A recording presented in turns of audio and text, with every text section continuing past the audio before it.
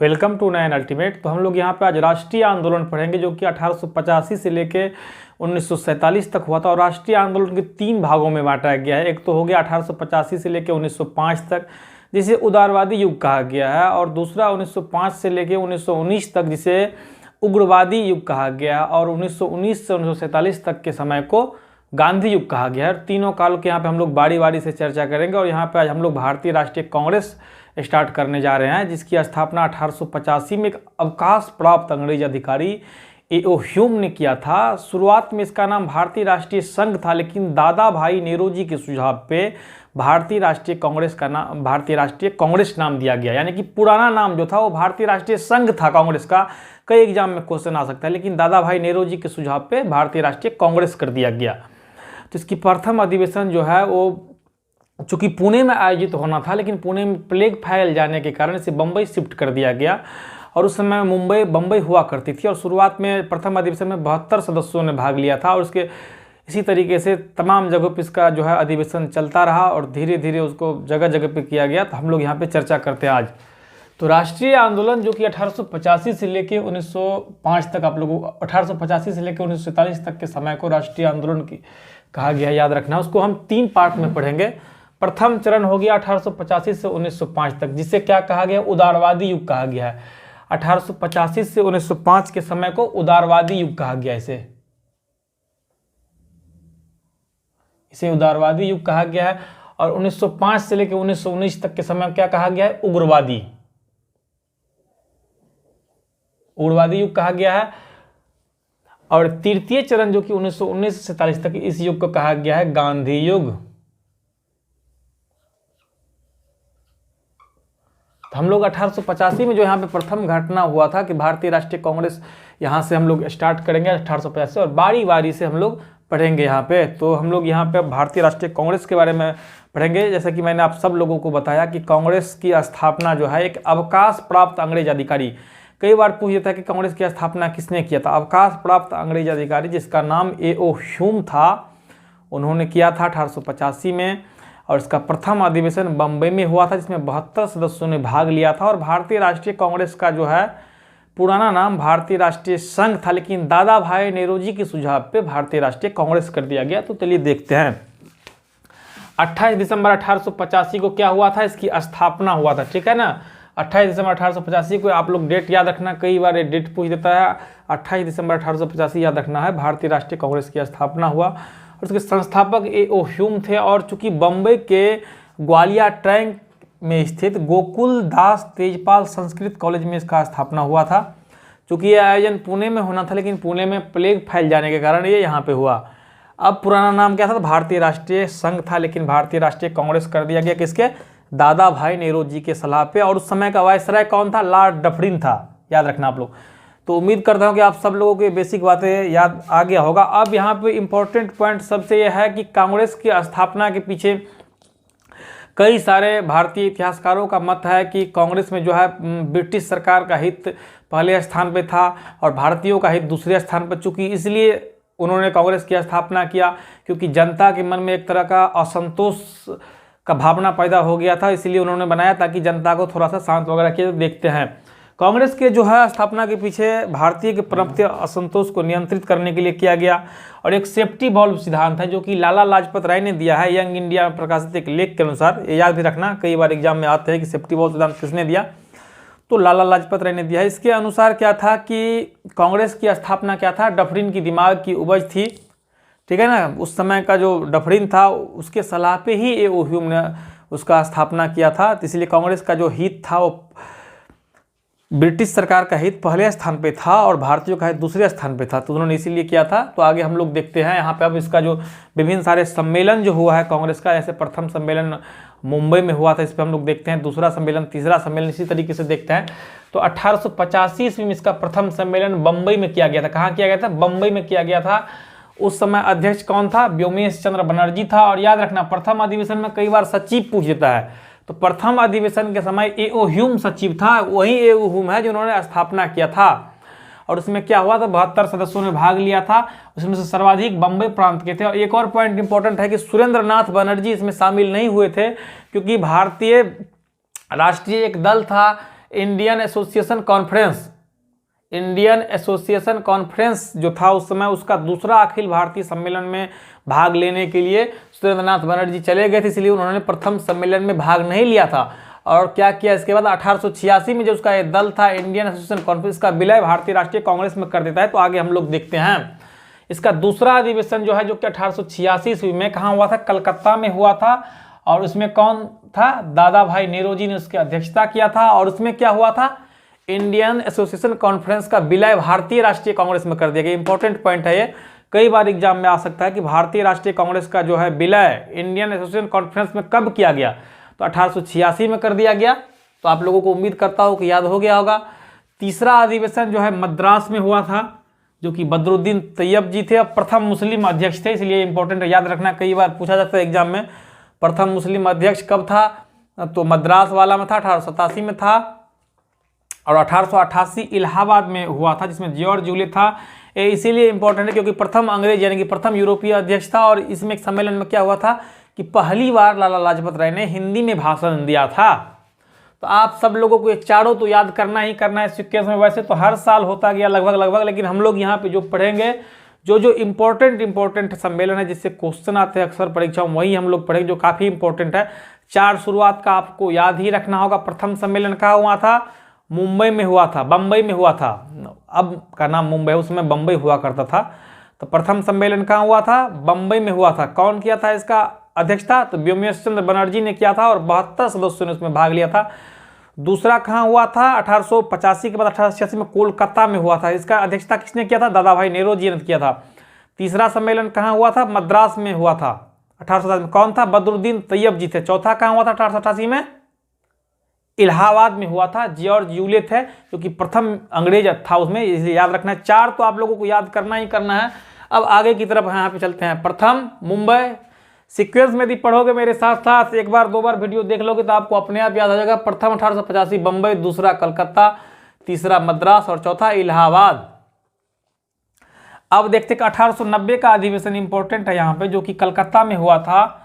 और उसमें कौन किया था, अध्यक्षता फिरोज शाह मेहता किया था। और इसमें इंपॉर्टेंट इसीलिए है क्योंकि कलकत्ता विश्वविद्यालय की पहली स्नातक महिला जो है वो कादम्बिनी गांगुली ने इस अधिवेशन को संबोधित किया था, ना कि अध्यक्ष था। वैसे प्रथम अध्यक्ष जो आएगा, महिला अध्यक्ष, वो कब आएगा, 1917 में आएगा। कौन था, एनी बेसेंट था। और भारतीय आएगा 1925 में, सरोजिनी नायडू। वो हम लोग आगे पढ़ेंगे, अभी हम लोग इसको देखते हैं। 1890 वाला क्यों इंपॉर्टेंट है, एक कलकत्ता में हुआ था और फिरोज शाह मेहता ने इसकी अध्यक्षता किया था। और कलकत्ता विश्वविद्यालय की पहली स्नातक महिला कादम्बिनी गांगुली ने इस अधिवेशन को संबोधित किया था। एक और इम्पोर्टेंट है, बहुत इंपॉर्टेंट है ये, आप लोग याद रखना। 1896 वाला जो कहाँ हुआ था, जो कि कलकत्ता में ही हुआ था। और इसमें रहमतुल्लाह अस्यानी ने किया था अध्यक्षता। और पहली बार इसमें वंदे मातरम गाया गया था, इसीलिए इंपॉर्टेंट है। 1886 वाला 96 में कहाँ हुआ था, 1896 कलकत्ता में हुआ था। रहमतुल्लाह अस्यानी ने किया था अध्यक्षता और पहली बार वंदे मातरम गाया गया। और एक आगे आएगा 1911 वाला भी कलकत्ता में हुआ था, जिस बिशन नारायण धर ने अध्यक्षता किया था। और इसमें पहली बार जनगण मन गाया गया है 1911 वाला, तो आगे हम लोग पढ़ेंगे। और 1905 वाला बहुत इंपॉर्टेंट है, जो कि बनारस में हुआ था और गोपाल कृष्ण गोखले ने इसकी अध्यक्षता किया था। और इसमें क्या हुआ था, बंगाल विभाजन उस समय में अंग्रेजों ने क्या किया, बंगाल क्या था उस समय, राष्ट्रीय चेतना का केंद्र था। और अंग्रेज ने इसे प्रशासनिक असुविधा बताया, लेकिन वास्तविक कारण ये था कि राष्ट्रवाद को दबाना चाहते थे अंग्रेज लोग, इसलिए बंगाल को 2 भागों में बांट दिया गया, पूर्वी बंगाल और पश्चिमी बंगाल। तो इसीलिए 19 जुलाई को जो है बंगाल विभाजन, कई जगह 20 जुलाई दिया रहता है, 1905 को बंगाल विभाजन की घोषणा हुई। और 7 अगस्त को इसी के खिलाफ में, 7 अगस्त 1950 को बंगाल विभाजन के स्वदेशी आंदोलन किया गया। आगे हम लोग पढ़ेंगे बंगाल विभाजन। और 16 अक्टूबर को क्या किया गया, 1905 को बंगाल का विभाजन कर दिया गया पूर्वी और पश्चिम में। तो इसी के लिए बनारस अधिवेशन जो हुआ था, हम लोग पढ़ेंगे बंगाल विभाजन नेक्स्ट टॉपिक में डिटेल से। अभी यहाँ पे देखते हैं 1905 में जो बंगाल विभाजन हुआ था, तो इसलिए बनारस अधिवेशन 1905 में क्या हुआ था, बंगाल विभाजन की आलोचना हुआ था इसमें, और स्वदेशी और बहिष्कार आंदोलन का समर्थन किया गया था। तो जल्दी से आप लोग इसको एक बार नोट कर ले, फिर मैं मिटा के और नेक्स्ट जल्दी ला रहा हूँ आप लोगों के बीच।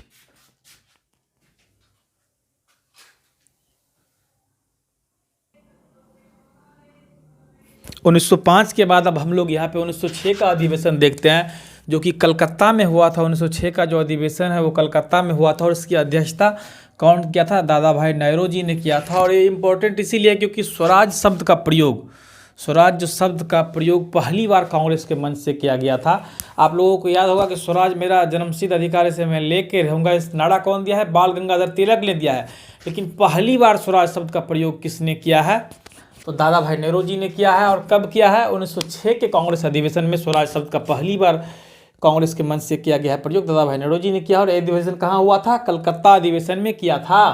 तो 1906 भी आप लोग को ध्यान रखना है। 1907 देखते जो कि काफ़ी इंपॉर्टेंट, 1907 सूरत में हुआ था और इसकी अध्यक्षता कौन किया था? रास बिहारी घोष ने किया था। कई जगह पे बोस भी लिखा रहता है, घोष की जगह। तो 1907 का जो सूरत अधिवेशन है रास बिहारी घोष ने किया था। उसमें क्या हुआ था? कांग्रेस का विभाजन हो गया था। कांग्रेस का विभाजन नरम दल और गरम दल, मैंने बताया था नरम दल और गरम दल में। आप लोगों को मैं बताया था कि कांग्रेस जो था उदारवादी नेता था, दूसरा उग्रवादी नेता था। तो यही यहाँ पे कांग्रेस का जो विभाजन है 1907 में नरम दल और गरम दल में हो गया था सूरत अधिवेशन में। कई बार पूछेगा किस अधिवेशन में कांग्रेस का विभाजन हुआ था? तो सूरत अधिवेशन में हुआ था, 1907 में हुआ था और इसकी अध्यक्षता रास बिहारी घोष ने किया था। अब अगला देखते हैं 1911 का अधिवेशन जो कि कलकत्ता में हुआ था और इसकी अध्यक्षता विश्व नारायण धर ने किया। तो इसमें क्या हुआ था? जनगण मन गाया गया था, ठीक है ना। पहली बार जनगण मन गाया था 1911 के कलकत्ता अधिवेशन में जनगण मन गाया गया था। आप लोगों को पहले मैंने बताया था कि पहली बार वंदे मातरम कब गाया गया था? तो पहली बार वंदे मातरम 1896 के अधिवेशन में गाया गया था। कब गया था? मैंने पहले बताया हुआ, अभी जस्ट 1896 में गया था पहली बार। रहमतुल्लाह एस यानी ने किया था वंदे मातरम। और दोनों अधिवेशन कलकत्ता में हुआ था।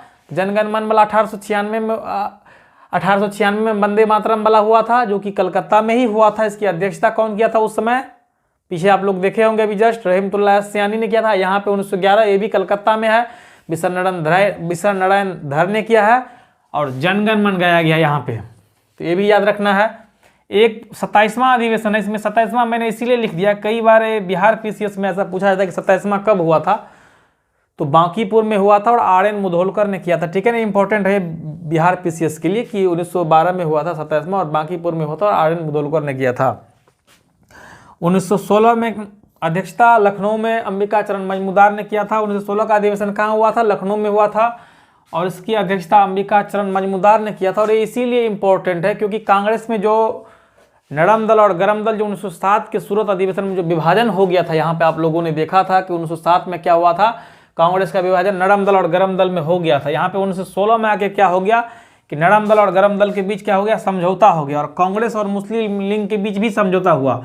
और यहाँ पे बाल गंगाधर तिलक ने कहा था कि स्वराज मेरा जन्मसिद्ध अधिकार है, उसे मैं लेके रहूँगा। एक बार पुनः देखते हैं कि 1907 के सूरत अधिवेशन में हुआ था कि कांग्रेस का विभाजन जो है दो भागों में हो गया था, गरम दल और नरम दल, जिसकी अध्यक्षता 1907 वाले का रास बिहारी घोष ने किया था। फिर 1916 आता है, यहाँ पे लखनऊ अधिवेशन होता है। इसकी अध्यक्षता कौन करता है? याद रखना आप लोग, इसका नाम अंबिका चरण मजमूदार। कई बार पूछा गया है एग्जामों में, पीसीएस में कई बार, 1916 के लखनऊ अधिवेशन की अध्यक्षता किसने किया था? तो अंबिका चरण मजमूदार। और कई बार क्वेश्चन इसे रिपीटेड होते रहते थे, आप लोगों को ध्यान रखना है। कांग्रेस का अधिवेशन जो है इंपॉर्टेंट है, जो मैं बता रहा हूँ सारा अधिवेशन आप लोगों को ध्यान से देखने की जरूरत है, अपने आप लोगों को याद हो जाएगी।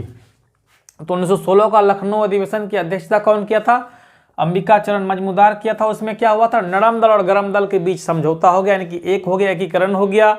और कांग्रेस और मुस्लिम लीग के बीच भी समझौता हुआ। और तिलक ने यहीं पे कहा था कि स्वराज मेरा जन्मसिद्ध अधिकार है और उसे मैं लेके रहूंगा। किसमें कहा था?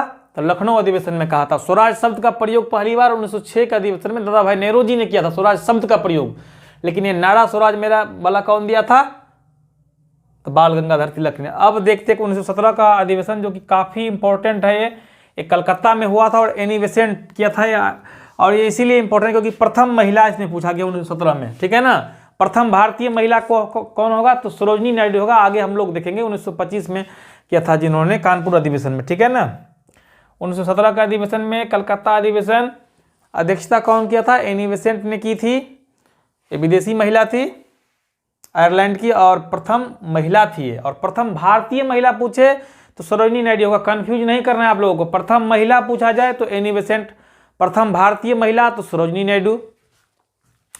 अब देखते हैं 1920 का सम्मेलन, जो 1920 में क्या हुआ था, 2 सम्मेलन हुआ था। एक विशेष बोला गया था, कलकत्ता वाले का लाला लाजपत राय ने किया था अध्यक्षता, और नागपुर का कौन किया था अध्यक्षता, सी विजय राघवाचारी ने किया था, और इसी में असहयोग आंदोलन पारित हुआ था। तो पूछा जाएगा कि किस अधिवेशन में असहयोग आंदोलन पारित हुआ, तो नागपुर में आप लोगों को ध्यान रखना है। 1920 में 2 हुआ था, एक कलकत्ता में, एक नागपुर में। कलकत्ता वाले की अध्यक्षता लाला लाजपत राय ने किया था, जिसमें असहयोग आंदोलन पारित नहीं हुआ था। और 1920 वाला जो नागपुर अधिवेशन था, उसमें सी विजय राघवाचारी ने अध्यक्षता किया था, और इसमें असहयोग आंदोलन पारित किया गया था। तो जल्दी से आप लोग उसको नोट कर ले, फिर हम लोग आगे का अधिवेशन देखेंगे।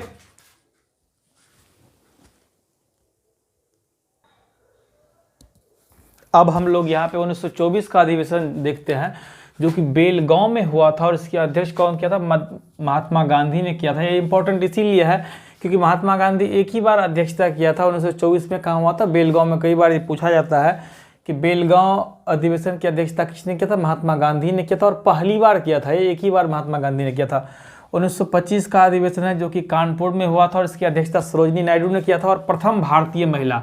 आप लोगों को मैंने एक और बताया था, एक 1917 का अधिवेशन, जिसकी जो कहाँ हुआ था 1917 वाला, ये जैसा कि कानपुर में हुआ था, तो कलकत्ता में हुआ था, और इसकी अध्यक्षता कौन किया था, एनी बेसेंट ने किया था। एनी बेसेंट ने किया था, और ये प्रथम महिला थी, और ये प्रथम भारतीय महिला है, तो कन्फ्यूज नहीं करना है। 1925 का अधिवेशन कानपुर में हुआ था, अध्यक्षता सरोजिनी नायडू ने किया था, और ये प्रथम भारतीय महिला थी।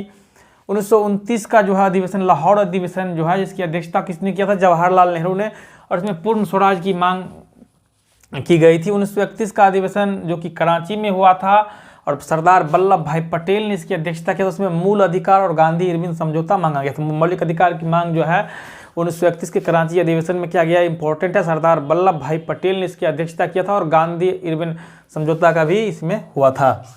1937 का अधिवेशन, जो कि इंपॉर्टेंट है, फैजपुर में हुआ था, और जवाहरलाल नेहरू ने ही किया था, और ये पहली बार ऐसा समय था जब कांग्रेस का सम्मेलन गांव में हुआ था। तो इंपॉर्टेंट इसीलिए है कि एग्जाम में पूछा सकता है कि कांग्रेस का ऐसा कौन सा सम्मेलन है जो पहली बार गांव में हुआ था। तो 1937 का जो फैजपुर में हुआ था, वो पहली बार सम्मेलन गांव में हुआ था। लोग कंफ्यूज करेगा कि बेलगांव देख के, कई बार पूछा जाता है कि पहली बार गांव में सम्मेलन के कब हुआ था, तो कई लोग बेलगांव लगा देते हैं, लेकिन कंफ्यूज नहीं करना है। पहली बार जो गांव में सम्मेलन हुआ था, ये जो कि फैजपुर में हुआ था, जो कि जिसकी अध्यक्षता जवाहरलाल नेहरू ने किया था। 1938 में हरिपुरा में भी सुभाष चंद्र बोस ने किया था अध्यक्षता, और 1939 में भी त्रिपुरा में भी सुभाष चंद्र बोस ने किया था, लेकिन गांधी जी से उसका मतभेद हो गया। इसके बाद राजेंद्र प्रसाद ने इसकी अध्यक्षता किया था। इंपॉर्टेंट, इसके बाद उन्होंने फॉरवर्ड ब्लॉक की स्थापना किया, और हम लोग आगे पढ़ेंगे। और 1940 का रामगढ़ का है, जो कि मौलाना अब्दुल कलाम आज़ाद ने किया था। लगातार 6 वर्ष तक इसका मतलब रहा था अध्यक्ष। तो ये आपका उम्मीद करता हूँ कि अच्छे से समझ में आ गया होगा। एक और यहाँ पे है 1946 में मेरठ में जेबी कृपलानी ने किया था, जो कि आज़ादी के समय हुआ था अध्यक्ष। तो पूछा जा सकता है एग्जाम में कि आज़ादी के समय कांग्रेस की अध्यक्षता किसने किया था, तो जेबी कृपलानी ने किया था। और आज़ादी के बाद 1948 वाला एक हुआ था, जयपुर में हुआ था, और पट्टाभी सीतारमैया ने किया था। याद रखना 1948 वाला जयपुर में पट्टाभी सीतारमैया ने किया था। एक और याद रखना आप लोग, यहाँ पे छूट गया, एक 1922 का अधिवेशन है, जो कि कहाँ हुआ था, गया में हुआ था, और CR दास ने इसकी अध्यक्षता किया था। गया वाले के CR दास ने किया था। तो उम्मीद करता हूं कि आप सब लोगों को आज जो हम लोगों ने राष्ट्रीय आंदोलन पढ़ा, जो कि 1885 से लेके 1947 तक राष्ट्रीय आंदोलन था, जिसको 3 भागों में बांटा गया है। प्रथम चरण हो गया 1885 से लेके 1905 तक, जिसे उदारवादी चरण कहते हैं। द्वितीय चरण 1905 से लेके 1919 के बीच का समय जो है उग्रवादी चरण कहा गया है। और 1919 से 1947 तक की जो समय है बीच का, जिसे गांधी युग के नाम से जाना गया है। तो हम लोगों ने आज 1885 में जो भारतीय राष्ट्रीय कांग्रेस की स्थापना के बारे में पढ़ा। सबसे पहले हम लोगों ने पढ़ा था कि कांग्रेस की स्थापना जो है एक अवकाश प्राप्त अंग्रेज अधिकारी A.O. ह्यूम ने गोकुल दास तेजपाल संस्कृत कॉलेज में किया था, और इसकी जो है उस समय वायसराय डफरिन था, और उसका पुराना नाम जो है भारतीय राष्ट्रीय संघ था। लेकिन दादा भाई नेहरू के सुझाव पे भारतीय राष्ट्रीय कांग्रेस कर दिया गया। इसके विभिन्न सारे अधिवेशनों हम लोग देखा, कई जगह जगह पे हुआ, और कई सारे लोगों ने अध्यक्षता किया। तो उम्मीद करता हूं कि आप सब लोगों को ये अच्छा लगा होगा। यदि आपको, तो हमारे चैनल को लाइक, सब्सक्राइब और शेयर जरूर करना। और नेक्स्ट वीडियो में हम लोग आगे की टॉपिक लाऊंगा, और इसी तरीके से आप लोग पढ़ते रहे। धन्यवाद।